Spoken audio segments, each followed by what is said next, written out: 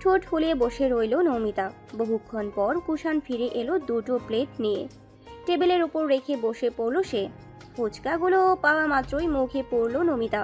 সঙ্গে সঙ্গে কুষাণ বলল, এই এক প্লেট ফুচকা শেষ করতে পারবি? মুখ ভর্তি বলে নমিতা জবাবটুকু বলতে পারল না। খাওয়া শেষে জবাব দিল, অবশ্যই, কোনো ব্যাপারই না। শিওর তো? একটা ফুচকাও ফেলবি না? ভাব নিয়ে নমিতা বলল, শুধু এক প্লেট কেন, 3 প্লেট খেলেও আমার কিছুই হবে না, কারণ আমি ফুচকা লাভার। চ্যালেঞ্জ নিলাম। কুষাণ অবাক হওয়ার ভঙ্গিতে বলে, ও যদি এই প্লেট খেয়ে শেষ করতে পারিস তাহলে আরেক প্লেট খাওয়াবো। অর্ডার করে দাও, কারণ এক্ষুনি শেষ করে ফেলবো এই প্লেট। কুষাণ কিছু বলল না, শুধু বাঁকা হাসলো সে। নিজেও খাওয়া শুরু করলো। একটু পর আর চোখে দেখলো নমিতার মুখ লাল হয়ে যাচ্ছে। পুরো প্লেট শেষ হয়নি এখনো। নমিতা ঝালে কান্না করে দেওয়ার উপক্রম। চোখ মুখের লাল টকটকে অবস্থা। এক বোতল পানি সাবার করার পরও কমছে না ঝাল। চোখে মুখে পানি ছিটাচ্ছে বারংবার। দুটো ফুচকা ছিল মারাত্মক ঝাল। কুষাণ এবার সশব্দে হেসে দিল। রাগী দৃষ্টিতে তাকিয়ে আছে নমিতা। ঠোঁট গোল করে শ্বাস ফেলছে বারবার। আরেকটা বোতলের ছিপি খুলল। কুষাণ দুষ্টুমি স্বরে বলল, কিরে নিমু, অর্ডার করব নাকি আরেক প্লেট? ক্রোধে ভাসছে নমিতা। কান দিয়ে গরম ধোঁয়া বের হচ্ছে, গলা জ্বলে যাচ্ছে, চোখ দিয়ে পানি পড়ছে অবিরত। রাগান্বিত স্বরে বলে, তুমি ইচ্ছে করে এমনটা করেছো, তাই না?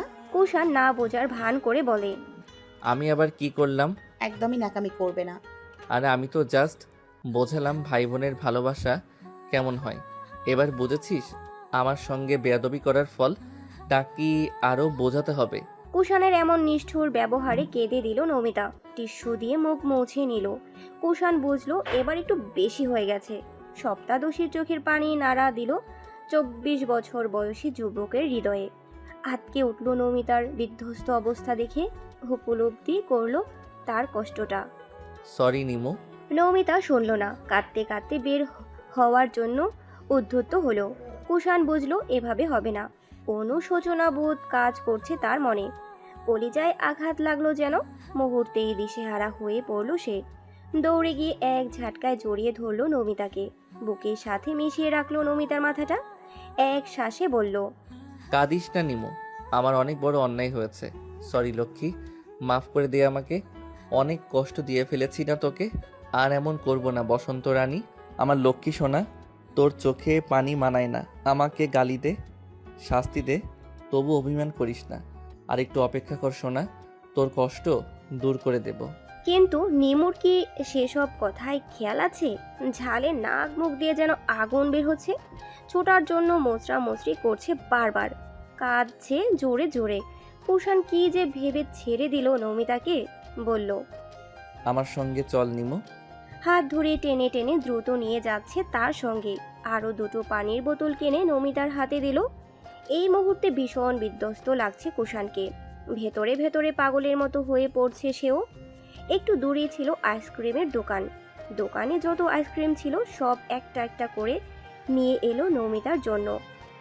ত্রস্ত পায়ে ছুটে পড়বের স্থানে নমিতার হাতে ব্যাগটা দিয়ে একটা আইসক্রিম নিজেই ধরলো নমিতার মুখের সামনে। কিছু না বলেই চুপচাপ খেয়ে নিল নমিতা। পুরোটা শেষ করার পর শান্ত হলো কিছুটা। কুষাণ এখনো অপলক আঁখিতে তাকিয়ে নমিতার পানে। কান্না বন্ধ হয়েছে সবে। কুষাণ আলতো হাতে চোখের পানিগুলো মুছে দিল নমিতার। নমিতা এখনো চুপচাপ। অনেকক্ষণ যাবৎ কাদার দরুন মাঝে মাঝে কেঁপে উঠছে। তবে ঝাল সম্পূর্ণ কমেনি। কুষাণ আরেকটা আইসক্রিম নমিতার হাতে দিল। নিচেও নিল একটা। উঠে পড়ল বসা থেকে।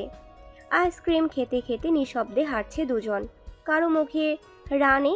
কুষাণ কিছু বলার সাহস পাচ্ছে না। দুটো আইসক্রিম খাওয়ার পর ঝালটা কমেছে নমিতার। তবু অভিমান কমেনি। আবার আনন্দও লাগছে এতগুলো আইসক্রিমের বাক্স দেখে। তারা শুধু কাঠি আইসক্রিমগুলো খেয়েছে। নমিতাকে তাদের সদরে নামিয়ে দিল কুষাণ। নমিতা জিজ্ঞেস করলো, তুমি বাড়ি যাবে না? শান্ত গলায় উত্তর দিল, না আজ যাবো না, ওখানে একটা কাজ আছে, কাজটা শেষ করে ফিরবো। ও, ছোট্ট করে জবাব দিল নমিতা। একটা সিএনজিতে উঠে পড়ল। কুষাণ ভাড়া মিটিয়ে দিল। বিকেল গড়িয়ে প্রায় সন্ধ্যা হয়ে গেছে। তারপর নাইট ফিউরি নিয়ে ছুটল কুষাণ। নৌমিতা ভেবেছিল বাড়ি ফিরে হাজারো প্রশ্নের সম্মুখীন হতে হবে, কিন্তু তার ধারণা ভুল। কেউ কিচ্ছু জিজ্ঞেস করেনি। সবাইকে নাকি কুষাণ ফোন করে বলে দিয়েছে তার সঙ্গে ছিল নমিতা। স্বস্তির নিঃশ্বাস ফেলে সে ফ্রিজ থেকে আইসক্রিমগুলো বের করে সে আর কাইফা খাচ্ছে। আর কি কি দেখছে সেসব কাহিনী শোনাচ্ছে কাইফাকে। ওখানে দেখা কাপলদের কিছু আশ্চর্যজনক কাণ্ড বর্ণনা করেছে বোনকে, যা সাধারণত সবাই করে থাকে। তাদের গল্প গুজবের মাঝে বেজে উঠল বাজখাই রিংটংটা। তৎক্ষণাৎ স্মরণে এলো কালকের ঘটনাটা। টনক নড়ল নমিতার, ধুকভুক করছে বুকখানি। ভয়ে ভয়ে ফোনটা তুলল। কাইফা উদ্বিগ্ন চিত্তে বসে আছে ফাইনাল ডিসিশন শোনার জন্য। নমিতার মুখে হাসি মিলিয়ে গেছে। ওপার থেকে ভেসে এলো পুরুষালী কণ্ঠস্বর। হ্যালো নিমাই। হ্যাঁ বলো। বিষণ্ণতায় ঘেরা স্বরে নমিতার জবাব, কিন্তু শাফিনের গলা শান্ত। কি করছো? আইসক্রিম খাচ্ছি। তুমি কি করো? তোমার সঙ্গে কথা ভাবছি। মৃদু হাসি দেখা গেল নমিতার। তোমার সিদ্ধান্তটা তো জানালে না। কিছুক্ষণ থ মেরে রইল শাফিন। শাফিনের নীরবতা দেখে নমিতা ভেবে নিল উত্তরটা হয়তো না হবে। গলা ধরে আসছে তার, কেঁদে দেওয়ার উপক্রম। মুখে আমাবস্যার অন্ধকার। কাপা কাপা স্বরে আবারও জিজ্ঞেস করলো, কি হলো, কথা বলছো না কেন? মুখ খুলল শাফিন। উত্তরটা কিভাবে দিলে ভালো হয় সেটাই ভাবছিলাম। কিভাবে দিলে তুমি নিতে পারবে বোঝার ট্রাই করছিলাম। কান্না চেপে নমিতা বলল, বলে দাও, আমি সয়ে নিতে পারবো। কোনো মতে কথাটা শেষ করে সশব্দে কেঁদে দিল সে। কাইফার মন খারাপ করে তাকিয়ে আছে, গলা দিয়ে নামছে না আর আইসক্রিম। মুচকি হেসে শাফিন বলল, আরে পাগলি, কাঁদছো কেন? আমার নিমায়ের চোখে পানি থাকবে কেন? খুব শীঘ্রই আসছি আমার নিমায়ের চোখে পানি মুছে দিতে। মানে? মানেটা হলো এই, মা বাবাকে রাজি করে ফেলেছি। আমি যাকে পছন্দ করব তার সাথে ওনারা বিয়ে দিবেন। কখনো এর বিরোধিতা করবেন না। এবার তো একটু হাসো। প্রাণ ফিরে পেল যেন নমিতা। চমকালো উত্তরটা শুনে। হাসি উপচে পড়ছে চোখে মুখে। মাত্রাহীন খুশিতে বাকরুদ্ধ হয়ে পড়ল। কিছু বলতে পারছে না। দরজায় দাঁড়িয়ে মাহমুদা বেগম এতক্ষণ সব কথা শুনেছিলেন। নমিতার মুখে হাসি দেখে কাইফাকে ইশারায় জিজ্ঞেস করলেন। কাইফাও হেসে হেসে বুঝালো ওনারা রাজি। আলহামদুলিল্লাহ বললেন মাহমুদা বেগম। শাফিন ফের বলল, কি হলো, কথা বলছো না যে? শোনো, বিয়েতে কিন্তু বেশি সময় নেব না। অলরেডি অনেক দিন দূরে থেকেছি আমার নিমায়ের থেকে। আর সম্ভব না, বিশ্বাস করে যান। নমিতা লজ্জা মিশ্রিত কণ্ঠে জবাব দিল, তোমার নিমাইয়ের পক্ষেও সম্ভব হবে না তোমার থেকে দূরে থাকার। তাদের কথার মাঝে কেটে পড়ল কাইফা। তার এসব কথা শুনলে কেন জানি প্রচণ্ড লজ্জা লাগে, সঙ্গে হাসিও পায়। বড়দের মাঝে থাকা ঠিক হবে না, তাই সরে গেল। শাফিন বলল, জানি তো, তাই তো দ্রুত কাছে আনার ব্যবস্থা করছি। হুম। তাহলে এবার ওনাদের জানিয়ে দাও। আমার অ্যাড্রেস, বাবা মার ফোন নাম্বার সব মেসেজে পাঠিয়ে দিচ্ছি। খোঁজখবর নেওয়ারও একটা ব্যাপার স্যাপার আছে। তাদের কাছে নিজেদের রাজকন্যাকে তুলে দিবেন, তা দেখে নেওয়া প্রয়োজন। মুগ্ধ হলো শাফিনের কথায়। কতটা গভীর চিন্তা তার। না, সে ভুল মানুষকে পছন্দ করেনি, সঠিক মানুষকেই বেছে নিয়েছে। নমিতা মিনমিনে স্বরে জবাব দিল, আচ্ছা, এক্ষুনি দিয়ে আসছি। শোনো জান। বলো। লাভ ইউ লক্ষ্মী বউ। এখন রাখছি, তবে আবার কল দিব। টুট টুট করে কেটে গেল কল। লজ্জায় রক্তিম আভা ফুটে উঠেছে চোখে মুখে। বিছানায় দাঁড়িয়ে এলোমেলো নাচ করতে শুরু করলো নমিতা। জীবনে এতটা খুশি সে বোধহয় আর কখনো হয়নি। অবশেষে পূর্ণতা পাবে তাদের ভালোবাসা। খুব শীঘ্রই তাদের সম্পর্কের একটা পবিত্র নাম হবে। ভাবতেই চোখে পানি চলে এলো সপ্তাদশীর। নমিতা ঠিকানা এবং নাম্বার দিল তার মায়ের কাছে। সেই সাথে বলে দিল, ওনারা বিয়েটা তাড়াতাড়ি সারতে চায়। কোনোভাবে এই বিয়েটা ভাঙার কথা কল্পনাও করো না। মায়ের সঙ্গে একটু তেজ দেখালো সে। যদি ভাঙতে চায় ওরা। সেই ভয়ে শাফিনের পরিবার সম্পর্কে মোটামুটি অনেক কিছুই জানা ওর। শাহনাজ বেগম সেই তথ্যগুলো তার বাবা আর জেঠুর কাছে দিল। কিছু সময় অতিবাহিত হতেই ওনারা ফোন করেছে ওখানে। নৌমিতার মা এসে ভীষণ বাহানা করছে ওদের ব্যবহার নিয়ে। কথাবার্তা নাকি ভীষণ অমায়িক। বসার কক্ষে বড়রা সবাই, সবার হাতে চায়ের কাপ, শুধু রাহেলা ভানু অনুপস্থিত। এখন বাজে রাত 12টা। নমিতা আর কাইফা আড়ি পেতে শুনছে সকল কিছু। নমিতার জেঠু হানিফ তরফদার বললেন, ছেলের মা আর ভাবির ব্যবহার তো দেখলাম ভালোই। ছেলের বাবার সঙ্গে এখনো কথা হয়নি। থমথমে মুখবয়ের মুখ খুললেন নাজিম তরফদার। ছেলে কি করে ভাইজান? ব্যবসা করে বলল ওনারা। ছেলের বাবা বিদেশে থাকে, ছুটিতে এসেছিল, তাই দ্রুত বিয়ের কাজটা সেরে ফেলতে চান। মাহমুদা বেগম জিজ্ঞেস করলেন, ছেলেরা কয় ভাই বোন? নাজিম তরফদার চায়ের কাপে চুমুক দিয়ে জবাব দিলেন। 2 ভাই 1 বোন। বড় ভাই নাকি 2 বছর আগে মারা গেছে রোড অ্যাক্সিডেন্টে। ছেলের মৃত্যুটা মানতে না পেরে সেই পৈতৃক ভিটা বিক্রি করে ঢাকা চলে এসেছে সপরিবারে। আমার পরিবারের এক কলিগ আছে ওখানে, ওকে বলে খোঁজ নিয়ে দেখি কি জানা যায়। নীরবে চা খাচ্ছে নাজিম তরফদার। তখন নমিতার মা বললেন, খোঁজ খবর নিয়েই আর কি হবে ভাইজান? ছেলে খারাপ হলেও আপনার ভাইজি তো ওই ছেলেকে ছাড়া কাউকে বিয়ে করবে না। মাহমুদা বেগম প্রত্যুত্তর করলেন, তাই বলে একটু খোঁজ খবর নেবে না? সারা জীবনের জন্য মেয়ে বিয়ে দিচ্ছে, ছেলে কেউ তো দেখেনি এখনো। ভাইজান, কুষাণকে জানিয়ে দিন খবরটা। কুষাণ হয়তো খোঁজ খবর নিয়ে দেখবে কেমন ওনারা। শাহনাজ বেগমের কথায় বিরোধিতা করলেন মাহমুদা বেগম। সম্মতি জানালো সবাই। তৎক্ষণাৎ নমিতা ফোনে ছেলের ফটো বের করে কাইফার হাতে ধরিয়ে দিল। আনন্দে আত্মহারা কিশোরী, খুশির ঝলক স্পষ্ট চোখে। নরম গলায় কাইফাকে মৃদু জড়িয়ে ধরে বলল, আমার সোনা বোন, একটু যাও না প্লিজ। কাইফা ঠোঁট ফুলিয়ে বলে, আমি পারবো না, লজ্জা করে আমার। নমিতা টুকুস করে চুমু খেলো কাইফার গালে, ফের অনুরোধ করলো, প্লিজ বোন আমার, এইটুকু উপকার করো। ঠিক আছে, ঠিক আছে, যাচ্ছি। মুচকি হাসলো নমিতা, উচ্ছ্বাসিত মনে শুকরিয়া আদায় করলো। কাইফা দরজা ডিঙিয়ে গেল ওখানে, মোটা ফ্রেমে চশমা হাত দিয়ে ঠিক করে নিল। ইতস্তত বোধ করতে করতে মাহমুদা বেগমের হাতে ফোনটা ধরিয়ে দিয়ে ইশারা করলো। এটাই ছেলের ফটো। পরপর সবাই দেখলেন শাফিনকে, পছন্দও হলো সকলের। শ্যাম বর্ণের পুরুষ শাফিন। নমিতার বাবাকে দেখে খুশিও বোঝা গেল না, আবার নারাজও বোঝা গেল না। মেয়েকে কি করে বিদায় দিবেন এই ভেবে হাসতে গিয়েও পারছেন না তিনি। ভোরের আলো কেবল ধরণীতে প্রবেশ করেছে, ঘড়ির কাঁটা এখনো 6টা ছোঁয়নি। এই সময় এলাকার কেউ কেউ নিদ্রা ত্যাগ করেছে, আর কেউ কেউ এখনো তন্দ্রায় দুলছে। তেমনি নমিতাও ঘুমোচ্ছে। সে এই সময় খুব একটা উঠে না, ঘুমটা গাঢ় হয় তখন। নরম কাঁথা দিয়ে কোমর অবধি ডেকে আছে, চুলগুলো এলোমেলো বালিশে ছড়িয়ে ছিটিয়ে। ওর না ফ্লোরে লুটুপুটি খাচ্ছে পরাজিত সৈনিকের ন্যায়। উন্মুক্ত উদর, তেল তেলে মুখে সৌন্দর্য কয়েক গুণ বেড়ে গেছে তার। এই নিস্তব্ধতা চিরে সকালের বাইক নিয়ে উঠোনে হাজির হলো কুষাণ। দরজা খুলে দিয়েছে দাদি রাহেলা ভানু। তিনি ফজরে নামাজ পড়ে আর ঘুমাননি, তাই মেন দরজাটা খুলে দিয়ে ধীর পায়ে আবারও নিজ কক্ষে পৌঁছালেন। বেপরোয়া কুষাণ ব্যাগ মাটিতে ফেলতেই প্রবেশ করলো নমিতার ঘরে। এক পা করে আগ্নেয়গিরির মতো এলো বিছানার কাছে। চোখ দুটি অসম্ভব ফোলা, রক্তবর্ণের মতো লাল, বিদীর্ণ, যেন সারা রাত ভর পুড়ে ওঠা কয়লার টুকরো। এলোমেলো চুল, শার্টের বোতামগুলো ঠিকঠাক লাগানো হয়নি। পায়ের পাতা স্থির স্থির ওই পুরুষ্ঠ চোখ দুটি। ক্রমে ক্রমে ফুসছে সরু নাকের পাটা। কুষাণ শক্ত গলায় ডাকলো, নিমো, এই নিমো, ওঠ। সেই ডাক নমিতার কর্ণকুহরে শ্রবণ হলো কিনা সন্দেহ। নড়ল না সে, ঢের ঘুমোচ্ছে পূর্বের ন্যায়।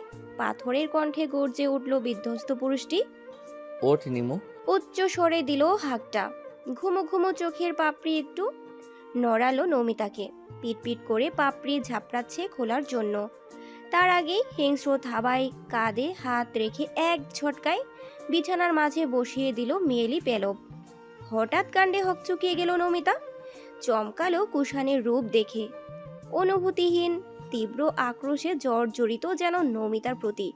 মস্তিষ্কে কিছু ঢুকছে না, কাপা কাপা ঠোঁটে আওড়ালো, ভাইয়া তুমি এখানে? অমনি নমিতার মনে হলো খুব কাছে কোথাও বোম ব্লাস্ট হয়েছে।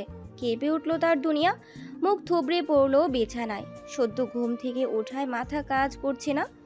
সময় নিয়ে গালে হাত রেখে উঠল। এত জোরে থাপ্পড় হয়তো জীবনে কখনো খায়নি।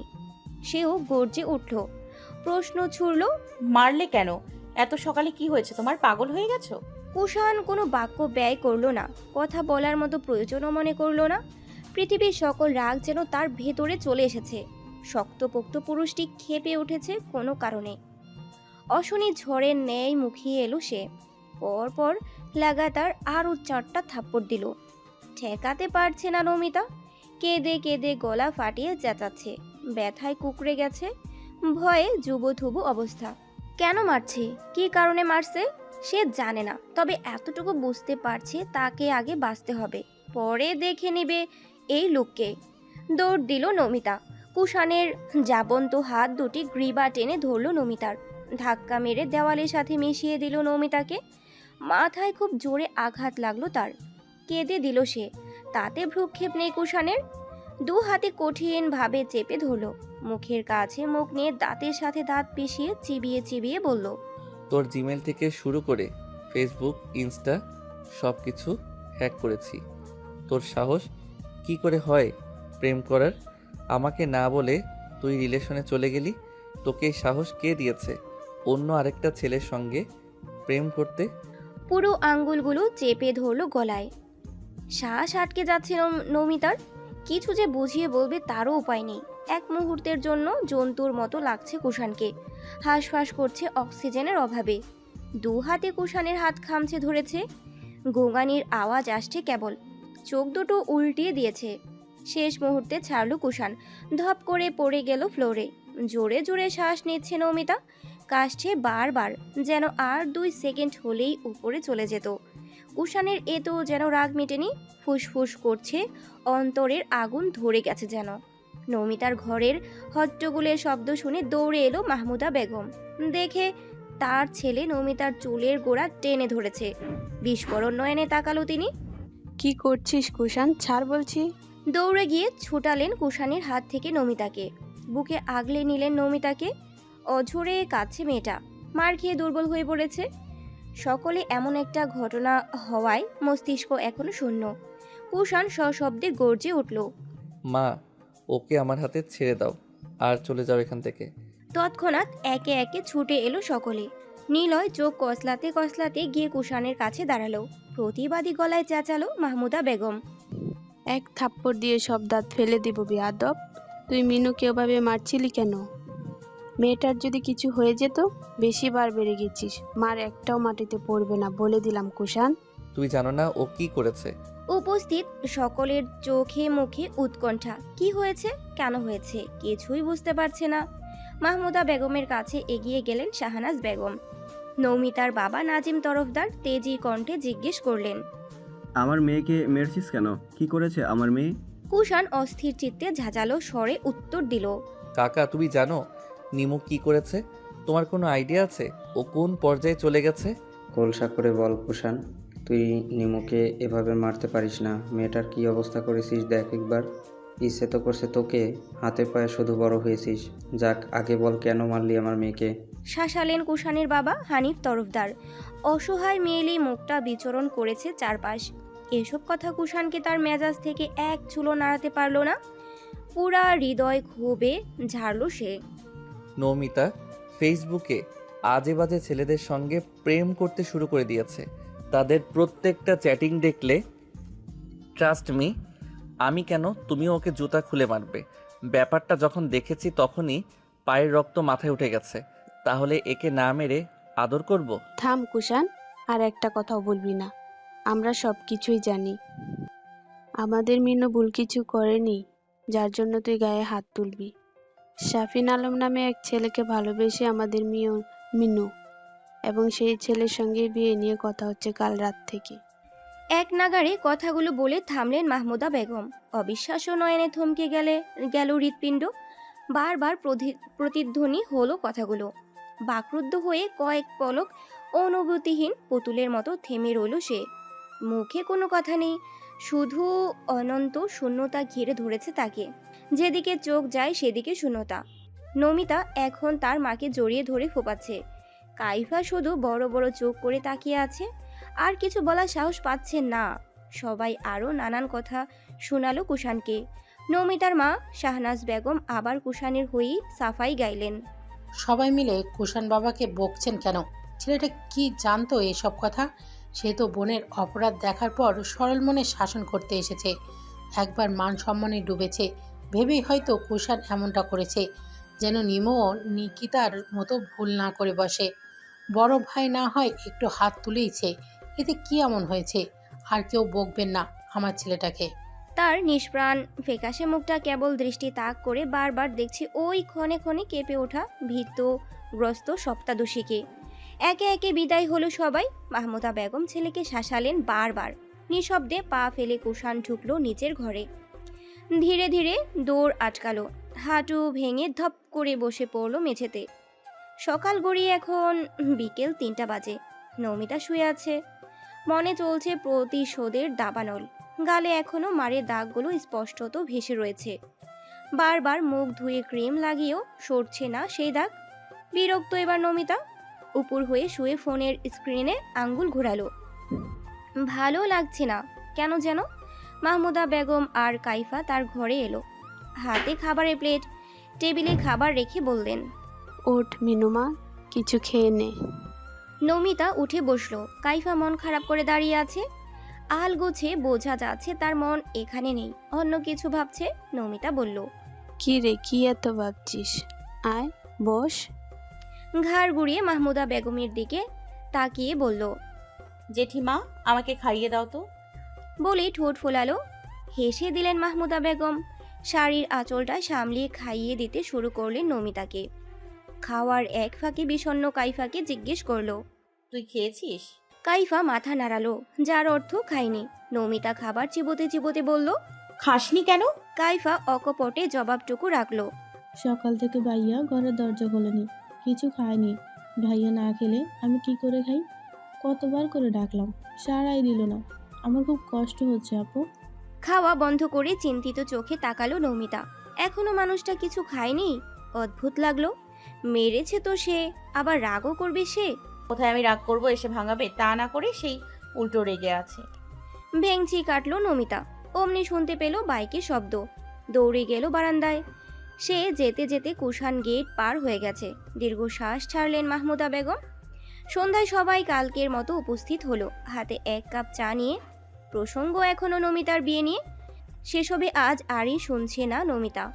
হাতে একটা উপন্যাসের বই। কানে ব্লুটুথ গুজে কথা বলছে সাফিনের সঙ্গে। প্রেমে পড়লে মানুষ কত কি নিয়ে কথা বলে। ক্ষুদ্র থেকে ক্ষুদ্র কোনো বিষয় বাদ যায় না। এই তো এখন কথা বলছে মেয়েদের সাজগোছের প্রোডাক্ট নিয়ে। সাফিন একটু পর পর খেপাচ্ছে। অল্প একটু আটা আর কত দাম? খাওয়ার আটাও এর চেয়ে বেশি ভালো। বিয়েতে লাল লিপস্টিক পরবা, বিশ্বাস করো, ক্ষেতের রাজ্য মনে তোমাকে হবে। বলে দাঁত কেলিয়ে হাসছে। রাগী ফুঁসছে নমিতা, শাসাচ্ছে বারবার। কিন্তু সাফিন নিজের মতো মজা করেই যাচ্ছে। শুনেও বলছে, কি বললে? আমি শুনতে পাইনি। তুমি বিয়েতে সুজি মাখতে চাও, ময়দা মাখতে চাও না? এমন উদ্ভট কথা বলে ইচ্ছে করেই রাগাচ্ছে বেচারিকে। প্রকৃতিতে নেমে এলো ভয়াল আধার। সময়টা এখন রাত 1টা। পুরো বাড়ি নিস্তব্ধ।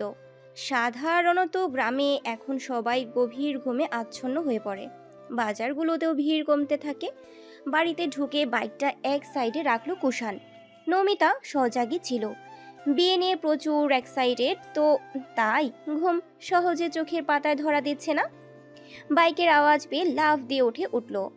সকালের রাগটা এখনো কমেনি, তাই দ্রুত উঠে পড়ল। এখন গিয়ে জ্বালাবে, সাথে মাফ চাইতে হবে তার কাছে। যেই ভাবা সেই কাজ।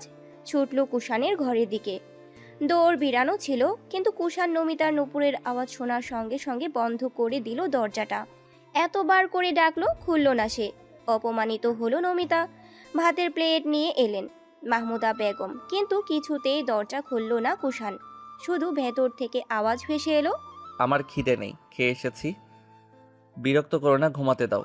কেউই বুঝলো না কুষাণের আসল মনোভাব, তার অনুভূতি, তার আচার আচরণে আমূল্য পরিবর্তনের সঠিক কারণটাও কেউ খুঁজে পেল না। কেবল অবাক হয়ে শুনল তার নিষ্ঠুর কথাগুলো। রাগ করলো বেয়াদবির জন্য।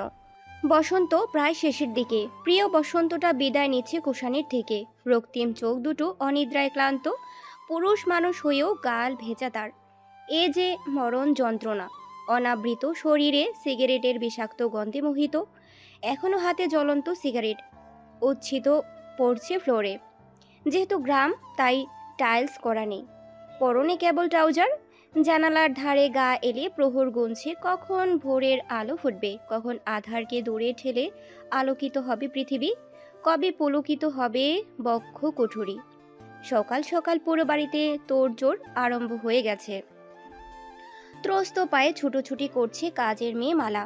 আমোদ ফুর্তিতে মাতোয়ারা আজ তরফদার বাড়ি, কারণ আজ নমিতাকে দেখতে আসবে ওনারা। ঘর বাড়ি ঝাড় দেওয়া, কোমর গুজে নেমেছে দুজন সৈনিক, নমিতা আর কাইফা। সেই সঙ্গে নিলয়ও আছে, সে বাদ যাবে কেন? হাত লাগাচ্ছে টুকটাক। পুরো কাজটা তো ওদের পৌঁছানোর আগে সম্পূর্ণ করতে হবে, তাই বসে নেই কেউই। বাজারের ব্যাগ হাতে নাজিম তরফদার ব্যস্ত পায়ে বেরোচ্ছেন বাজার করতে। সকলের মুখে হাসি যেন সরছেই না, সেগুলো দেখছে নিষ্প্রাণ চক্ষু দুটি। দরজায় দাঁড়িয়ে রয়েছে কুষাণ, মুখে যেন কুলুপ এঁটেছে শক্ত করে। একদিনেই কেমন বোবা হয়ে গেছে ছেলেটা। সবই চোখে পড়ছে মাহমুদা বেগমের। সময় করে একবার ছেলের সঙ্গে কথা বলতে হবে ভেবে আবারও ঢুকে গেলেন রান্নাঘরে। কুষাণকে দেখা মাত্র নাজিম তরফদার হাঁক ছাড়লেন। আরে কুষাণ, এদিকে আই, তোকেই খুঁজছিলাম। মন যেতে না চাইতেও টেনে হেঁচড়ে নিয়ে গেল নিজের দেহটাকে, পৌঁছালো তার কাকার কাছে। জোরপূর্বক হাসলো কয়েক সেকেন্ডের জন্য, কেউ যেন বুঝতে না পারে। তাই সকালবেলায় গোসল করে নিজেকে পরিপাটি করে নিয়েছে। বেঁচে থাকলে যে অভিনয় করতেই হয় তার বাস্তব প্রমাণ কুষাণ। কলিজা ফেটে 4 খণ্ড হয়ে গেলেও উপর থেকে বোঝার উপায়, সে অন্তরে বাঘ বিতণ্ডায় পুড়ে কয়লা হচ্ছে প্রতিনিয়ত। নাজিম তরফদার বললেন, আমার সঙ্গে বাজারে চল, অনেক কাজ বাকি, এখনো বাজার করা হয়নি।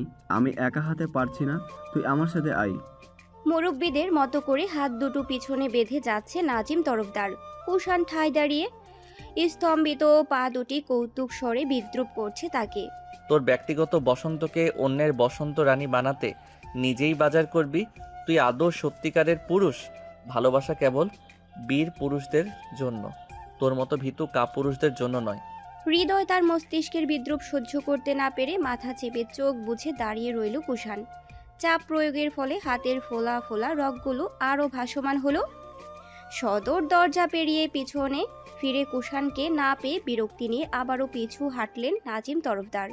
কুষাণের অমন অবস্থা দেখে গলা ছেড়ে ডাকলেন, এই কুষাণ, কিছু হয়েছে তোর? যাবি আমার সাথে? তৎক্ষণাৎ হাত দুটি নত করে স্বাভাবিক হওয়ার চেষ্টা করলো। ঠোঁটে কৃত্রিম হাসি ঝুলিয়ে এগোতে এগোতে বলল, কিছু হয়নি কাকা, চলো যাওয়া যাক। তাল মিলিয়ে হাঁটা শুরু করলো চাচা ভাইস্তা। পুরো ঘটনাটা সবার দৃষ্টি এড়োলেও নমিতার চোখে থেকে লুকাতে পারেনি। হিসেবে মিলছে না কোনোভাবেই। সূক্ষ্ম ঢোক গেলে আশেপাশে তাকালো। তার পানি খাওয়া প্রয়োজন। অল্প পরিশ্রমী, ঘেমে ক্লান্ত কায়া। বিকেল 4টা, সেই কাঙ্ক্ষিত মুহূর্তে পৌঁছতে সময়। অতিথিরা অপেক্ষা করছে নমিতার সুন্দর মুখশ্রীটি দেখার জন্য। অনেক দূর থেকে এসেছে, বিদায় সবাই ক্লান্ত বটে। শাফিন চুপচাপ বসে আছে, সঙ্গে তার মা বাবা আর ভাবিও এসেছেন। শাফিনের ছোট বোন শায়লা আসেনি, কারণ এতটা পথ জার্নি করতে পারবে না সে। কয়েকদিন পর তো এমনিতেও আসতে হবে, তাই এখন আর কষ্ট করে আসেনি সে। শাফিনের ভাবি আখি বারবার এদিক সেদিক তাকাচ্ছে। জহুরি চোখে দেখছে বাড়ির পরিবেশ। তাদের সামনে নাস্তা হিসেবে পরিবেশন করা হয়েছে বেশ কয়েক রকমের ফল, 2 রকমের পিঠা, নুডলস, শ্যামাই, মিষ্টান, শরবত, কিচেন বল, চা আর স্ন্যাকও।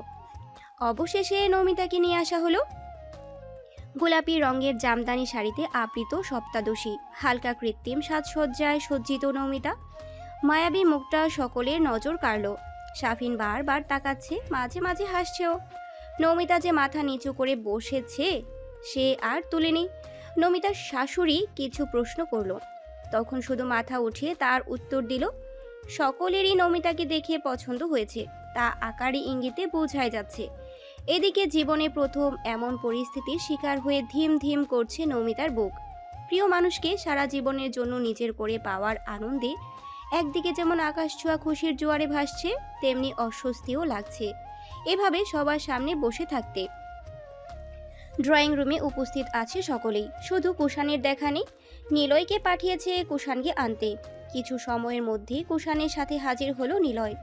শুভ্র আর কালো প্যান্ট আজ তাকে কিছুটা আলাদা লাগছে, গম্ভীর কিন্তু স্বাভাবিক। নমিতা আর চোখে দেখলো একবার। হানিফ তরফদার পরিচয় করিয়ে দেন। এই যে আমার ছেলে কুষাণ তরফদার, মাস্টার্সের শেষ পথে। আল্লাহ চাই তো এবারই কমপ্লিট করবে। জোরপূর্বক হাসলো কুষাণ। কুশল বিনিময় করলো, যেহেতু নতুন আত্মীয়। না চাইতেও পাশাপাশি বসলো কুষাণ আর শাফিন। কথার ফাঁকে একবার শাফিনের দিকে চোখ পড়ে নমিতার। পাশাপাশি দুজনকে দেখে নমিতা একটা জিনিস লক্ষ্য করলো, কুষাণের তুলনায় শাফিন কিছুটা বড় হবে। যেহেতু ব্যবসা করে, পাশাপাশি টিউশনিও করায়, সেক্ষেত্রে বয়স বেশি থাকাটাই নমিতা তেমন একটা আহামরি গুরুত্ব দিল না। তার ভাবনার মাঝে হঠাৎ শুনল শাফিনের মা বলছে, এবার যাও মা। মানে তাকে এখান থেকে যেতে বলেছে। কি নিয়ে আলোচনা হচ্ছিল ভাবনায় পড়ে তা শুনতে পায়নি। হাফ ছেড়ে বাঁচল সে। আসার সময় নমিতার শাশুড়ি কিছু টাকাও গুজে দিলেন হাতে। ঝটপট ঘরে এসে দীর্ঘ নিঃশ্বাস ছেড়ে বলল, এতক্ষণে মনে হচ্ছে বুক ভরে শ্বাস নিতে পারছি। মোটা ফ্রেমে চশমাটা ঠিক করে নিল কাইফা। চুল ছেড়ে একা একা বসে বোকা বোকা চাহনিতে জিজ্ঞেস করলো, কেন আপু, কি হয়েছে ওখানে? কি আবার হবে, যা হবার তাই হয়েছে। মানে বুঝিনি আপু। নমিতা মাথা থেকে শাড়ির আঁচল সরিয়ে গা ঝেড়ে বলল, এখানে বোঝার কি আছে রে পাগলি? তুই না সারা জীবন হাবাগোবাই থেকে গেলি। আমি ওখানে গিয়েছি আর সবাই হা করে আমাকে দেখছে। চতুর্দিকে জোহরি চোখ যদি তাকিয়ে থাকে তাহলে কার ভালো লাগে বল? অস্বস্তি হয়তো, নিঃশ্বাস নিলেও বুঝে শুনে নিতে হয়, বুঝলি? কাইফা জোরে জোরে মাথা ঝাঁকালো, যেন সে মাত্র শ্রবণ হওয়ার কথাগুলো অক্ষরে অক্ষরে বুঝে নিয়েছে। নমিতা হাতে থাকা টাকাগুলো গুনল। কাইফের এখানে 5। এতটুকু বলতেই থামতে হলো তাকে। টাকাটা ধপ করে নামিয়ে ফেললো, কারণ দরজায় শাফিনের ভাবি দাঁড়িয়ে আছে। শাড়ি পরে এসেছেন উনি। নমিতার আঁচল ঠিক করে হাসলো, দাঁড়িয়ে বলল, ভেতরে আসুন। কুষাণ শান্তভাবে বসে আছে। সামনে আলোচনা, হাসি ঠাট্টা চলছে বেশ। আকস্মিক পাশ থেকে শুনতে পায়, হাই ব্রো, কেমন আছো? শুরুতেই তুমি বলে সম্বোধন ভালো লাগেনি কুষাণের, যদিও এটা অস্বাভাবিক কিছু না, কিন্তু এই মুহূর্তে এদের পরিবারটাকেই প্রচণ্ড রকম বিরক্ত লাগছে। কিন্তু ওই যে মানবিকতা বলতে একটা শব্দ আছে না, তারই খাতিরে কথা বলতে হলো। তবে তার মুখবয়ব ছিল যথেষ্ট বিমূঢ়। জি ভালো আছি, আপনি কেমন আছেন? আলহামদুলিল্লাহ ভালো আছি। তুমি আমাকে আপনি করে বলছো কেন? যেহেতু সম্পর্কে তুমি আমার বড় হও, নাম ধরে ডাকতে পারো, সমস্যা নেই। আগে হন, তারপর না হয় সম্বোধন নিয়ে ভাববো। কুষাণ নিরুত্তেজি ভাবে জবাব দিল। চমকালো শাফিন, কিছুটা অপমানিতও হলো বোধহয়। স্বর পাল্টালো এক পলকেই। আপনার কথা মমিতার মুখে পাই পাই শুনি। তা কি শুনেন? তেমন কিছু নয়, মাঝে মাঝে আপনার প্রশংসা করে। ওই যে সেদিন রাত আপনারা ভুট্টা চুরি করছিলেন, সেটাও কিন্তু আমি জানি। একদিন আমাকেও রাখবেন আপনাদের দুষ্টু কাজগুলোতে। কুষাণ অন্তরালে হাসল, তবে সেই হাসিটা ছিল নিষ্প্রাণ, বিষাদময় হাসি। এই ছোট্ট ঘটনাটাও নমিতা বলে দিয়েছে। তাহলে কতটা ভালোবাসে এই ছেলেকে? নিশ্চয়ই অনেকটা। ভাবতেই নিঃশ্বাস আটকে আসছে। তারপরও স্বাভাবিক গলায় বলল, ও আচ্ছা, কিন্তু নৌমিতা আজ অবধি আপনার ব্যাপারে অনেক কিছুই বলেছি। ওই দিন 4-5 ঘন্টা পিকনিক স্পটে ঘোরাঘুরি করার সময় বড় ভাই হিসেবে একবার নিজ থেকে জিজ্ঞেস করেছিলাম, তোর কোনো পছন্দ আছে? তুই কাউকে ভালোবাসিস? নৌমিতা কিছু বলেনি, কিছু অজুহাত তুলে এড়িয়ে গেছে। শাফিন কিছুক্ষণ স্থির দৃষ্টিতে কুষাণের দিকে তাকিয়ে থাকে। তার আশ্চর্য দৃষ্টি স্পষ্টত তার অন্তদ্বন্দ্ব প্রকাশ করছে। সে জানতো না এমন কিছু, আর সেই জ্ঞানহীনতা তার মধ্যে সন্দেহের জন্ম দিচ্ছে যেন। আর কোনো কথা বলল না শাফিন। কুষাণও আর কিছু বলে না। এই মুহূর্তে তার মনের অবস্থা অত্যন্ত অস্থির। এতটুকু ড্রামা তাকে মানসিকভাবে ক্লান্ত করে তুলেছে। খুব তাড়াতাড়ি এই পরিবেশ থেকে মুক্তি চাচ্ছে সে, কারণ অভিনয় করা তার জন্য আর সম্ভব হচ্ছিল না। সন্ধ্যা 7টায় বিদায় হলো শাফিনরা। ওরা যেতেই ঘর ঝাড়ু দিচ্ছে নমিতা। রাহেলা ভানুর বিছানায় এক পাশে শুয়ে আছে কুষাণ। এই মুহূর্তে দাদিকে সবচেয়ে বেশি আপন মনে হচ্ছে। মাহমুদা বেগম জলদি খেতে দিলেন হানিফ তরফদারকে। তাদের তারা দেখে নমিতা উৎসুক গলায় জিজ্ঞেস করলো, কোথায় যাচ্ছ জেঠু? হ্যাঁ রে মা, অফিসে ছুটি শেষ, আবার গিয়ে নতুন করে ছুটি আনতে হবে তোর বিয়ের জন্য। কিঞ্চিত লজ্জাও পেল, তা বুঝতে দিল না নমিতা। বাচ্চা সুলভ আবদার কষল, তাড়াতাড়ি আসবে কিন্তু, যাবে ছুটি নিয়ে আবার চলে আসবে। আর হ্যাঁ, অনেক দিন ছুটি নেবে, এত কম ছুটি চলবে না। কোম্পানি কি আর এসব বোঝে মা? তুই যখন বলেছিস তখন চেষ্টা তো করতেই হবে। আগে গিয়ে বুঝি পরিস্থিতি। আচ্ছা। রাত 9টা বাজে। নমিতা জানালার ধারে বসে ও দূরে আকাশ দেখছে। এরও একটা কারণ আছে। কী কারণ? সেটা হচ্ছে তাদের আলাদা করে কথা বলার জন্য সময় দিয়েছিল দুই পরিবার, কিন্তু কথা হয়নি কারণ সাফিরের মধ্যে অনীহা ছিল। বলেছিল, আমাদের তো প্রতিদিন কথা হয়, আজ অনেকটা রাস্তা জার্নি করছি তো শরীরটা ভালো লাগছে না, কেমন যেন ফাফা লাগছে ভিতরে ভিতরে। পরে না হয় ফোনে কথা বলে নিব। সেই কথার সাথে সহমত পোষণ করলেন সাফিনের ভাবি আখি। আশেপাশে ছিলেন হয়তো, তাই ঢুকে পড়লেন তাদের মাঝে। যদিও সাফিন ভুল কিছু বলেনি, আর তার ভাবিটাও প্রচণ্ড মিশুক। এক দেখাতেই যেন আপন করে নিয়েছে নমিতাকে। সেই মুহূর্তটা এভাবেই কেটে গেছে। কাইফা খুবই মনোযোগ দিয়ে পড়েছে। ছাদ থেকে কিছু আওয়াজ আসছে, হয়তো ছাদে মানুষ আছে। তাই মন খারাপের পাল্লা হালকা করতে ধীরে ধীরে চলে গেল ছাদে। ছাদের দুয়ারে পৌঁছাতেই শুনতে পেল কুষাণ গান গাইছে। আমি তোমার দ্বিধায় বাঁচি, তোমার দ্বিধায় পুড়ে যায়, এমন দ্বিধার পৃথিবীতে তোমায় চেয়েছি পুরোটাই। আমি তোমার স্বপ্নে বাঁচি, তোমার স্বপ্নে পুড়ে যায়, এমন স্বাদের পৃথিবীতে তোমায় চেয়েছি পুরোটাই। হাতে গিটার, পাশে আবিদ বসে আছে। গানটা নমিতাকে আরো আবেগালপ্ত করে দিল। ছোট ছোট কদমে আগালো। কুষাণ থেমে গেছে, গলা ধরে আসছে। অক্ষিপট স্থির ওই অসীম সাইমিয়ান আর রাতের তারা ধরা দৃশ্যতে। নমিতার আওয়াজের ঘোর কাটলো। কেমন আছেন ভাইয়া? হাসি মুখে জিজ্ঞেস করে আবিদকে। আবিদ ঘাড় ঘুরিয়ে নমিতাকে দেখে, কিছুটা অবাক হয়। বুঝতে না দিয়ে হেসে জবাব দেয়, ভালো আছি। তুমি কেমন আছো বোন? আলহামদুলিল্লাহ ভালো আছি। আপনাকে অনেকদিন পর দেখলাম ভাইয়া। কিন্তু আমি তো তোমাকে মাঝে মাঝেই দেখি। নমিতা বাঁকা হেসে গড়গড় করে বলে দিল, তা দেখবনি, আসলে লাবণী সবসময় আমার সাথে থাকে তো, তাই না চাইতেও আমাকে দেখতে হয় আপনার। ভ্যাবাচাকা খেয়ে গেল আদিব। সঙ্গে সঙ্গে কেসে উঠল। তার দুর্বল জায়গায় হাত দিয়ে ফেলেছে। থতমত কণ্ঠে বলল, না মানে আসলে সেই রকম কোনো ব্যাপার নয়। নমিতা মাথা উপর নিচ করে দুষ্টু হাসে। হ্যাঁ, এরকম কোনো ব্যাপার নয়, এটা খুবই গুরুত্বপূর্ণ ব্যাপার। সবই বুঝছি, কোনো সমস্যা নেই ভাইয়া। বলেন কি খাবেন, চা নাকি কফি? কুষাণের দিকে তাকিয়ে জোরপূর্বক হাসলো আদিব। কুষাণের কোনো হেলদোল নেই, তাই নিজেই বলল, না খাবো না বোন, এখন বাড়ি ফিরতে হবে। আজ তাহলে আসি। উঠে দাঁড়ালো। নৌমিতাকে ফিসফিস জানিয়ে গেল, একে দেখে রেখো, বড় ভাইয়ের শাসনে এত রাগ পুষে রেখো না। বেচারা এতটাই অনুতপ্ত যে দুদিন ধরে খাওয়া দাওয়া সব ছেড়ে দিয়েছে। বাকিটা তুমি বুঝে নাও। আজ আসি। বলে ব্যস্ত পায়ে চলে গেল। যাওয়ার সময় নৌমিতা বলে দেয়, আবার আসবেন কিন্তু ভাইয়া, আমার বিয়ের দাওয়াত রাখবেন। ফিরে দৃষ্টি তাক করলো কুষাণীর দিকে। যুবকের নজর বা মনোযোগ তার দিকে আছে বলে মনে হয় না। ছাদের মেঝেতে বসে আছে। খুবই খারাপ লাগলো নমিতা। সেও তো রাগ করে আছে, কিন্তু কুষাণের হাবভাবে বুঝতে বাকি নেই তাকে আঘাত করে কি পরিমাণ অনুতপ্ত সে। এতটুকু যথেষ্ট ছিল নমিতার রাগ ভাঙানোর জন্য। কেন যেন ছোট্ট থেকেই কুষাণের বকাঝকা মা সে বেশিক্ষণ মনে রাখে না, না চাইতেও ভুলে যায়। তেমনি আজও তাই ঘটল। পাশে বসলো কুষাণের মতো করে দৃষ্টি স্থির করে দূরের তারা ভরা জমকালো আকাশের দিকে দেখে মুগ্ধ নয়নে হাসি মুখে আওড়ালো। দেখেছো কুষাণ ভাই, আজ আকাশে কত তারা উঠেছে? গুমট আননে পাশ ফিরল। নমিতার প্রাণবন্তর হাসিটা দেখে নিয়ে ফের পূর্বের ন্যায় আকাশে তাকালো বলল, দেখেছি। পকেট থেকে দুটো ব্রেসলেট আর একটা পায়েল বের করলো কুষাণ। মূলত নমিতার রাগ ভাঙাতে কিনেছিল সে চায় না তার বাসন্তী রানীটা তার প্রতি অসন্তুষ্ট থাকে, রেগে থাকুক। এই মুহূর্তে তো একদমই চায় না। শান্ত ভঙ্গিমায় নমিতার হাতে দিল সেগুলো। নমিতা অবাক নয়নে চোখ পিটপিট করে ছাদের ইলেকট্রিক বাল্বে সাদা ফকফকে আলোয় দেখলো জিনিসগুলো। ভীষণ খুশি হয়েছে দেখে বোঝা গেল।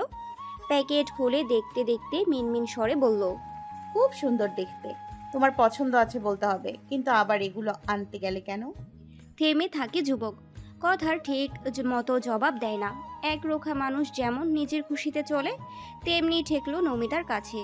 সে সবে কি আসে যায়, পছন্দের দুটো জিনিস পেয়েছে, এতে সপ্তাদশীর খুশি সীমা নেই।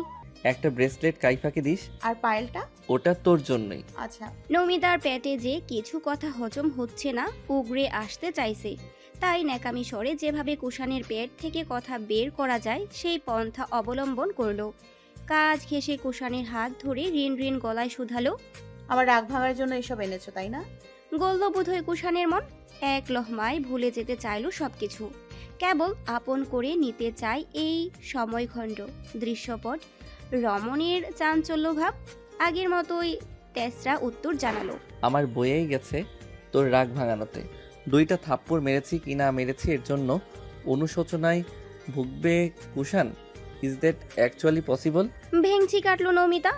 তৎক্ষণাৎ মনে পড়ে আদিবকে বলা কথাগুলো। এতটুকু বুঝতে পারে কুষাণ বরাবরের মতোই তার কাছে শক্ত ভাবটা বজায় রাখতে চাইছে। নমিতা মুচকি হাসলো, কারণ সে তো বুঝে ফেলেছে আসল ব্যাপার। 2টো থাপ্পড় মেরেছিলে তাই না? অগণিত থাপ্পড় ছিল যা আমি গুণে শেষ করতে পারিনি। But I don't remember stuff like this. Bracelet আর পায়েলটা খুব খুব পছন্দ হয়েছে, তাই সব ভুলে মাফ করে দিলাম। নয়তো তোমাকে। নয়তো কি? আমাকে মারবি? তোর সাহস কত বড় রে নিমো! আবার অভদ্রতম করছিস আমার সাথে? বেশ করেছি। পুরো কথা না শুনে লাফাও কেন বলো তো? সিরিয়াসলি তোমার মতো লাফাতে মেয়েবি বানরও পারে না। খেপে গেল কুষাণ, নমিতার ঘাড় চেপে ধরে বলল। নিমপাতা, তুই কত বড় নির্লজ্জ রে! এত বকাঝকা করি, এত মারি, তবুও তুই শুধরাস না। তোকে আর কিভাবে মানুষ করব বল তো? এক ঝাটকায় সরিয়ে দিল কুষাণের হাত। দাঁড়িয়ে পড়ল সে, আফসোসের সুরে চাহ শব্দ করল নমিতা। ব্যঙ্গ করে বলল। আহারে, আসছে আমাকে মানুষ বানাতে। বলি তুমি কোন অজপাড়া গায়ের লাউ কুমড়ো যে তোমাকে আমার সম্মান দিয়ে চলতে হবে? বলি আর এক মুহূর্ত দেরি না করে চড়ুইয়ের ন্যায় দৌড়ে পালালো। পেছন পেছন ছুটল কুষাণও। ছাদে ছুটোছুটি করছে তারা। কুষাণ হুমকি স্বরূপ চেঁচালো। নিমপাতা, তোকে আজ শুধু ভাগে পেয়ে নেই, দেখিস কি হাল করি। আজ ধরতে পারলেও আর মরতে পারবে না। আজ কেন, কোনো দিনই পারবে না, কারণ আমি তো এই বাড়িতে আর থাকবই না, শ্বশুরবাড়ি চলে যাব তো। ধীরে ধীরে থেমে গেল কুষাণ। কি করতে যাচ্ছিল সে? ধক করে ওঠে বুকের ভেতর। ভুলে গিয়েছিল কি চলছে তার জীবনে, কি ঘটতে চলেছে ভবিষ্যতে, সেটাও বেমালুম ভুলে গিয়েছিল। উল্টো ঘুরে দাঁড়ালো। নমিতা কুষাণের এমন চোখ দেখে সহসা করে কাছে এলো, বলল। থেমে গেল কেন? ভয় পেলে? তোকে ভয় পাওয়ার কোনো প্রশ্নই ওঠে না, পা ব্যথা করছে। মিথ্যে বলল, সত্যি বলার সৎ সাহস নেই এখন। নমিতা ব্যস্ত গলায় বলল। তাহলে নিচে চলো, আমি এখনো খাইনি, তোমার সঙ্গে খাবো। তুই যা, আমি আসছি। না না না, আসছি বলে হবে না, এক্ষুনি আসতে হবে। তবুও কুষাণের জোড়াজুড়িতে নমিতাকেই আগে যেতে হলো। পিছন থেকে অপলক চোখ দেখলো সপ্তাদশীকে। মন বলছে, আর কত মায়া বাড়াবে তুমি, আর কত পুরাবে তোমার দহনে। রাতের নিস্তব্ধতা ভেঙে মোরগের ডাক শুনে ঘুম ভাঙল নমিতার। উঠে তার প্রথম কাজ শরীর মোচড় দেওয়া। সেটাই করলো। ওড়নাটা শরীরে জড়িয়ে নিয়ে চোখ কসলাতে কসলাতে কলের পাড়ে গিয়ে চোখে পানি দেয় নমিতা। তখনই শোনা যায় মালার গগন বিধারী চিৎকার। হক চুকিয়ে যায় নমিতা। রান্নাঘরের পিছনে ময়লা ফেলার জন্য একটা গর্ত আছে, সেখান থেকেই চেঁচিয়ে আসছে মালা। একে একে সবাই ছুটে আসে। মালা কলের পাড়ের কাছে আসতেই নমিতা উদ্গ্রীব জিজ্ঞেস করে। কি হয়েছে মালা বুবু, এভাবে চেঁচাচ্ছ কেন? হাঁপাতে হাঁপাতে মালা বলে। সাপ সাপ, ওইখানে সাপ। হঠাৎ এমন কথা শুনে চমকালো উপস্থিত সকলেই। এই সময় বাড়িতে নাজিম তরফদার অনুপস্থিত। আতঙ্ক ছড়িয়ে গেল বাতাসে। নমিতা অবাক স্বরে বলল। সাপ? এখানে সাপ আসবে কোথা থেকে? সবার চোখে মুখে উৎকণ্ঠা। তৎক্ষণাৎ টি শার্ট পরতে পরতে বেরিয়ে এলো কুষাণ। চোখে শানিত সতর্কতা, চোয়ালে দৃঢ়তা বজায় রেখে ব্যস্ত কণ্ঠে জানতে চায়। কোথায় সাপ? এই যে এইখানে দেখেছিলাম। একটা সাপের ঝাঁপি রাখা আছে। সবাই আরেকটু সামনে তাকায়। কুষাণ সবার আগে দাঁড়িয়ে দেখতে পেল কিছুটা দূরে শুকনো পাতার গাদা পেরিয়ে এক বিষাক্ত রঙের কুচকানো শরীরে সাপ ফোনা তুলে দাঁড়িয়ে আছে। ঘাবড়ে গেল সকলে। পেছন থেকে কুষাণের মা মাহমুদা বেগম জোরে জোরে ডাক দিলেন, কুষাণ চলে আয় বাবা, সাপুড়েদের কল কর, ওরা এসে সাপটাকে নিয়ে যাক। কুষাণের মেজাজ কিছুটা খিটখিটে হলো কর্কশ কণ্ঠে। সাপুরেদের নাম্বার কি ফোনে সেভ করে রেখেছি? আমি তো জানিও না এই এলাকায় সাপুরে আছে কি নেই। বেশি কথা না, জলদি লাঠি নিয়ে আসো। নিলয় মোটা দেখে একটা লাঠি আনতো দ্রুত। নিলয় আর নমিতা চঞ্চল কদমে ছুটাছুটি করে 4টা লাঠি জোগাড় করলো চটজলদি। ঝটপট কুষাণের হাতে সেগুলো হস্তান্তর করে দিল। দৌড়ে চলে গেল তারা। মায়ের পেছন লুকিয়ে পড়ল সে। সবাই দূরে চলে গেছে, কিন্তু নৌমিতা সবার সাথে পিছিয়ে গেল না। জেদ ধরে কুষাণের ডান পাশটা দখল করে দাঁড়ালো। সেও সাপ মারবে, হাতে একটা মোটা লাঠি। কুষাণ বারবার আঘাত করার চেষ্টা করছে সাপটাকে। মাঝে মাঝে 2-1 বাড়ি লাগাতেই তীব্র দাপটের সঙ্গে মুখিয়ে আসছে সাপটা। পিছিয়ে যাচ্ছে কুষাণ। নমিতা দুরন্তপনায় একটু অন্য পাশে সরে কাছাকাছি গেল সাপের। নিমু, যাস না, একদম পাকনামি করবি না, পেছনে চলে যা বলছি, ওখানে নোংরা ময়লা আছে। ভীত গলায় বলল কুষাণ। নৌমিতা যেন কুষাণের কথাটা উড়িয়ে দিল। এক বাড়ি দিতেই সাপটা তার কাছাকাছি চলে আসে। নিমু, ভয়ে আতঙ্কে কলিজার পানি শুকিয়ে গেছে কুষাণের। নৌমিতা তাকে জড়িয়ে ধরে চোখ বন্ধ করে চিৎকার করছে। ভাগ্যক্রমে বাঁচিয়ে দিয়েছেন নাজিম তরফদার। তিনি মোটা লাঠি দিয়ে সর্বশক্তি দিয়ে আঘাত করেছেন, নয়তো নৌমিতাকে তার অতিরিক্ত পাকনামির জন্য আজ ছোবল খেতে হতো। গ্রামের বাড়িতে কোদাল কোড়াল সবই সচরাচর থাকে। কৃষকের বাড়িতে এটা খুবই সাধারণ ব্যাপার। সেগুলোই দ্রুত বুদ্ধি করে এনে দিল নিলয়। ভয়ে সিক্ত অক্ষিপুট দুটো হঠাৎ খুব কাছের পুরুষটির অক্ষিপুটের সঙ্গে মিলিত হলো। আড়ষ্টকায়া তখনও পুরুষালী দেহের সংঘর্ষে। যখন পুরোপুরিভাবে উপলব্ধি করলো তারা কি অবস্থায় আছে, তৎক্ষণাৎ ছিটকে দূরত্ব বাড়ালো কুষাণ আর নমিতা। ভয়ঙ্কর সাপের থেকে বাঁচতে হিতাহিত জ্ঞান শূন্য হয়ে কোথায় নিরাপদ আশ্রয় নিয়েছিল তখন ভাবিনি নৌমিতা। পেছন থেকে বারবার ঝাঁঝালো স্বরে হাঁকছেন নৌমিতার মা। শঙ্কিত চাহনি ফেলে পুরুষটিকে আরেকবার দেখে মাথা নত করে চলে গেল। পুরুষটি এখনো ঘোরের মধ্যে আছে। ওই সিক্ত অক্ষিপুটের অন্যরকম চাহনিটা ভেতরে ভেতরে তাণ্ডব চালিয়ে সব তছনছ করে দিচ্ছে। সেই ভাবনা, সেই তুরন্তর সময় মাথায় রেখেই নাজিম তরফদারের সাথে মিলে অনেক কষ্টের পর, অনেক হয়রানির পর সাপটাকে হত্যা করতে সক্ষম হলো। নাস্তার টেবিলে আজ গুমুট পরিবেশ। কেবল পরোটা ছিঁড়ার শব্দ ছাড়া কোনো আওয়াজ নেই। অবশেষে নাজিম তরফদার মুখ খুলল। বাড়িতে সাপের ঝাঁকি রেখে যাওয়ার কাজটা কে করেছে এখন বুঝতে পারছি না, তবে যেই করে থাকুক না কেন এটা খুবই নিম্ন মানসিকতার কাজ। আর মালাকেও বলিহারি, তুই ঝাঁপিটা খুলতে গেলি কেন?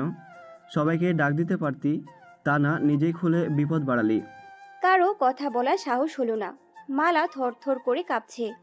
নোংরা পরিকল্পনাটা ধরতেও পারল না কেউ। কুষাণ খানিক সময় মস্তিষ্ক খাটালো। হঠাৎ কিছু একটা মনে পড়ে যাওয়ায় টনক নড়ল তার। পুরোপুরি ভেঙে জিজ্ঞেস করলো না, তবে আকারে ইঙ্গিতে নিশ্চিত হতে চাইল। কাকা বলছিলাম পূর্ব। নাজিম তরফদার কিছু সময় পর চোখের ইশারায় থামতে বললেন। তাদের চাচা ভাইপোর ইশারা ইঙ্গিতের আভাস পেয়ে সন্দেহ জাগলো বাড়ির কর্ত্রী দুজনের মনে। সাহস করে প্রশ্নটা করেই বসলেন শাহনাজ বেগম। তোমরা দুজন ইশারা ইঙ্গিতে কি বলছো? কি লুকোচ্ছ আমাদের থেকে? কিছুই না কাকিমা, তেমন কিছু হলে তো কাকা তোমাদের বলতোই। কুষাণ নাজিম তরফদারকে ইশারা করলো কিছু বলতে। তিনি গম্ভীর মুখে বললেন, কুষাণ তো ঠিকই বলেছে, এ নিয়ে আর মাথা ঘামানো যাবে না, তরকারি দাও।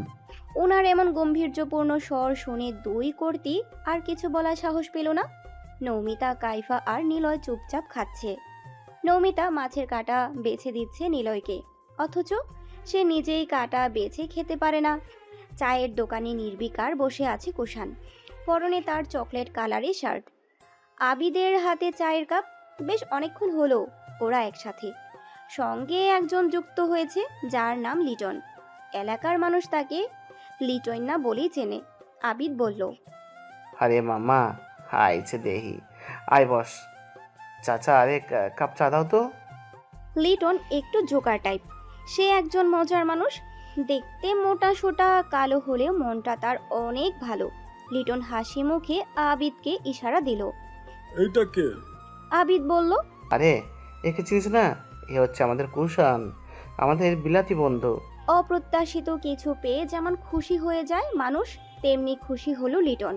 কুষাণের গায়ে হালকা চাপড় দিয়ে বলল, আরে বন্ধু, আগে কবি না? কুইশাইনা তো দেখা যায় হ্যান্ডসাম হয়ে গেছে। সুন্দর তো আগে থেকেই। তোর মনে আছে তোর আর আমার মুসলমানি একসাথে হয়েছিল? দুজন সারায় কেমন না চিক্কুর পারছিলাম, মনে আছে তখন? ওই খতনার লোকটা তোরে জিজ্ঞেস করছিল সুন্দর বিয়া করবি না কালা। তখন তুই কইছিলি সুন্দর বিয়া করবি। তা কবে বিয়া করলি? তো সুন্দর বউটারে তো দেখালি না। শুদ্ধ অশুদ্ধর মিশ্রণে কথা বলে লিটন। কুষাণ লিটনের দিকে ভাষাহীন দৃষ্টিতে তাকালো। এমনিতেই বিরহ যন্ত্রণায় পড়ছে, তার উপর তার এত সুন্দর নামটাকে বলে কিনা কুষাইন না। আবার বাল্যকালের কিসব অদ্ভুত কাহিনীর স্মৃতিচারণ করছে। মেজাজ কি তখন ঠিক থাকে? কিন্তু এত কিছুর পর ঠিক রাখতে হচ্ছে। ভাগ্য তার সাথে এক ভয়ঙ্কর খেলা খেলছে। চাইলেও কিছু বলতে পারছে না, সইতেও পারছে না। কুষাণের এমন রিয়াকশন দেখে আবিদ ঠোঁট টিপে হাসছে। অতঃপর কুষাণের হয়ে সে বলল, আরে মামা থাম থাম, এমনিতেই বেটা মরছে বিরহ যন্ত্রণায়, আর তুই আসিস বেটার ল্যাংটা কালের কাহিনী নিয়ে। লিটন বলল। কেন, কি হয়েছে? কুষাণ গম্ভীর স্বরে বলল, তুই আবিদের থেকে শুনে নিস, আমি এবার যাই। ফোন টিপতে টিপতে বেরিয়ে গেল দোকান থেকে। জোর করলেও আর থাকে না সেখানে। তার সিগারেট খাওয়ার অভ্যাস নেই, কিন্তু ওই দিন খেয়েছিল কষ্ট ভুলতে। আবার আজ এক প্যাকেট কিনে পকেট ভরে নিল। বাড়িতে ঢুকে যখন বারান্দা দিয়ে হাঁটছিল কুষাণ, তখন পুরুষ্ঠ চোখ দুটো সতর্ক ছিল একজন মানুষকে দূর থেকে অবলোকন করতে। কিন্তু এমন কিছু হবে ভাবেনি। নমিতা কারোর সাথে ফোনে কথা বলছে আর হাসছে। হাসতে হাসতে কথা অবধি বলতে পারছে না। কথার সুর শুনে বুঝতে বাকি রইল না কার সাথে কথা বলছে। চোখ থেকে টপ করে এক বিন্দু অশ্রু গালে পড়তেই তা সন্তর্পণে সবার আড়ালে মুছে নিল। চুপচাপ তার রুমে ঢুকে পড়ল, যেখানে আগে থেকেই কাইফা বসে আছে। কুষাণকে দেখতেই সে বলল, ভাইয়া, এতক্ষণে আসার সময় হলো তোমার? দুপুরের খাবার কে খাবে? তুমি গ্রামে এসে বড্ড অনিয়ম করছো। বাব্বা, কাইফু তুইও দেখি আমাকে মেজাজ দেখিয়ে কথা বলতে শিখে গেছিস। বুঝেছি, শাসনের অভাবে দিন দিন বেয়ারা হচ্ছিস। মোটেও না, তুমি দোষ করেছ তাই শাসন করেছি। এখানেই থাকবা, এক্ষুনি আসছি। কুষাণ সিগারেটের প্যাকেটটা লুকিয়ে ফেলে গা এলিয়ে বিছানায় শুয়ে পড়ে। কিছুক্ষণ পর কাইফা আসে হাতে খাবারের প্লেট নিয়ে। মাহমুদা বেগম গেছেন আফসানাদের বাড়ি। কাইফা টেবিলে খাবার রেখে আদুরে কণ্ঠে বলে, উঠে পড়ো ভাইয়া, পুরোটা খাবার শেষ করবা। ভাইয়া, তুমি উঠবা? এখন খাবো না। খাবে না মানে? খেতেই হবে। ওঠো, আমি খাইয়ে দিচ্ছি। কাইফা কি আর বুঝবে তার ভাইয়ের এখন কেমন সময় কাটছে। এক আকাশ সম ভালোবাসার পর সেই মানুষটাকে অন্য কারো পাশে দেখার অনুভূতি পৃথিবীর অন্য সব খারাপ অনুভূতিকে নির্দ্বিধায় হার মানায়। কাইফার জোড়াজুড়িতে উঠতে বাধ্য হলো কুষাণ। বোন তো বনই হয়, তবুও উঠিয়ে বসাতে পারল না, আধশোয়া হয়ে রইল। কাইফা আলতো হাতে খাইয়ে দিচ্ছে। রাহেলা বানুকে পান বানিয়ে দিয়ে এসে ড্রয়িং রুমে টিভি দেখতে বসেছে নমিতা। সময় এখন রাত 9টা। কেমন যেন বোরিং লাগছে তার। আবার হুটহাট হাসি পাচ্ছে, লজ্জা পাচ্ছে। কেন তা জানে না সে। তার মাকে ডেকে বলল, মা, ও মা, কিছু খেতে ইচ্ছে করেছে, বানিয়ে দাও। কি খাবি? ভাজা পোড়া কিছু বানিয়ে দাও। পারবো না, নিজে নিয়ে খা। সারাদিন কোনো কাজও তো করিস নাই, শুধু বসে বসে অর্ডার করিস। আমি তো আছি বিনা বেতনে কাজের বুয়া। তখনই নিলয় হাতে করে একটা খাতা আর বই নিয়ে এলো, বলল, আপু, হোমওয়ার্কগুলো করে দাও। শাহনাজ বেগমের কথা শুনে অপমানে চটে গেল নমিতা। রাগে নিলয়কে বলল, পারবো না, নিজেরটা নিজে করো। নৌমিতাদের কথা শুনছিল কুষাণ। হঠাৎ কি যেন মনে করে পকেটে 2 হাত গুজে দরজার সামনে দাঁড়িয়ে খোঁচা দিয়ে বলে ওঠে, কাকিমা তুমি কাকে কি বলছো? এ করবে রান্না? আদৌ মুখে তোলা যাবে তো? শাহনাজ বেগম তপ্ত নিঃশ্বাস ত্যাগ করলেন। পা কাপড় চোপড় ভাঁজ করতে করতে পাশের রুম থেকে জবাব দিলেন, কি আর বলবো বাবা, দোষ তো আমাদেরই। ছোট মেয়ে বলে কোনো কাজে হাত লাগাতে দেই না। এখন এই দুশ্চিন্তায় রাতে ঘুম ধরে না। শ্বশুর বাড়িতে গিয়ে কি করবে আল্লাহই জানে। কুষাণ মুখে কৃত্রিম হাসি ঝুলিয়ে স্বভাব সুলভ বলল, ঠিক বলেছো কাকিমা, একটা আকাইম্মা হুড্ডুম বানিয়েছো। ব্যাস আর কি লাগে। নৌমিতা রেগে মেগে অ্যাটম বোম, কাঁদবে না হাসবে বুঝতে পারছে না। পারদে পারদে রাগের মাত্রা ছড়িয়ে পড়েছে। কোমরে হাত গুজে আঙ্গুল তাক করে বলল, তোমরা আমাকে রান্নার খোঁটা দাও, আমি কিন্তু কেকা আপার ফ্যান। হ্যাঁ, একটু ওয়েট করো, রান্না কাকে বলে এক্ষুনি দেখিয়ে দিব। কেকা আপার নাম শুনে বিষম খেলো কুষাণ। নমিতার মুখে এই কথা শুনে মুহূর্তে কাশতে আরম্ভ করলো সে।